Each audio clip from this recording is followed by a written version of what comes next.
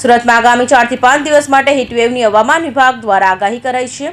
ત્યારે સિવિલ હોસ્પિટલમાં અલાયદું વોર્ડ શરૂ કરાયું છે, સાથે લોકોને સાવચેતી રાખવાની સૂચના પણ અપાઈ છે। સુરત સહિત દક્ષિણ ગુજરાતમાં 4-5 દિવસ હીટવેવની આગાહી હવામાન વિભાગ દ્વારા કરાઈ છે, જેને લઈ સુરત નવી સિવિલ હોસ્પિટલના એલર્ટ મોડમાં છે। 10 બેડનો સ્પેશિયલાઇઝ હીટવેવ વોર્ડ તૈયાર કરાયું છે, તો વોર્ડમાં વેન્ટિલેટર સહિત ઇમરજન્સી સુવિધાઓ ઉપલબ્ધ કરાઈ છે। ઓપીડી અને ઇમરજન્સીની 15થી વધુ કુલર મુકાયા છે અને ડોક્ટર નર્સિંગ સ્ટાફને સનસ્ટ્રોક માટે ખાસ ટ્રેનિંગ અપાઈ છે।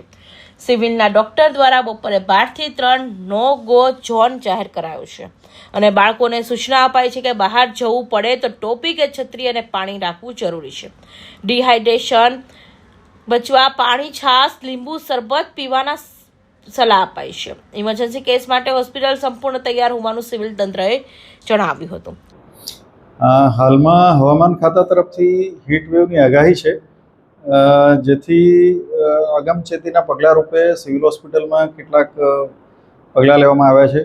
ડૉક્ટર અને નર્સિંગ સ્ટાફોની હીટવેવના પેશન્ટ આવે તો કઈ રીતે એને સંભાળવું કે કેર કરવી તે અંગેની ટ્રેનિંગ આપવામાં આવી હતી।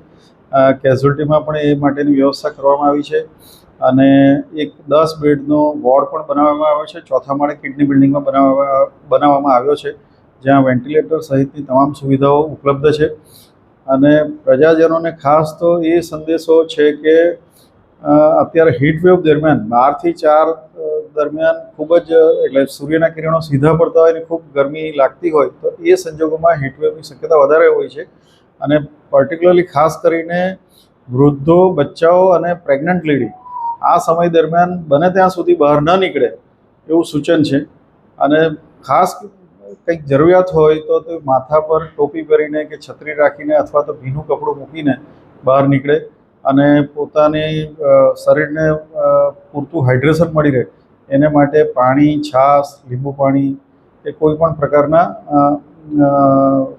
નાળિયેર પાણી કે એવા પીણાઓ લેવું જોઈએ, પૂરતા પ્રમાણમાં લેવું જોઈએ, જેથી કરીને એનું હાઇડ્રેશન મેન્ટેન થાય। તદુપરાંત ORS પણ રાખી શકાય। હોસ્પિટલમાં પણ એ રીતે ORSને બધું રાખ્યું છે, જેથી કરીને ઓરલ ફ્લુઇડ સારું જાય તો હીટવેવની આડઅસરથી બચી શકાય અને ધારો કે હીટવેવનું એટલે એનો અસર થઈ જાય ને એ પ્રકારના પેશન્ટ આવે તો એને માટેની તમામ પ્રકારની સુવિધાઓ સિવિલમાં ઉપલબ્ધ છે।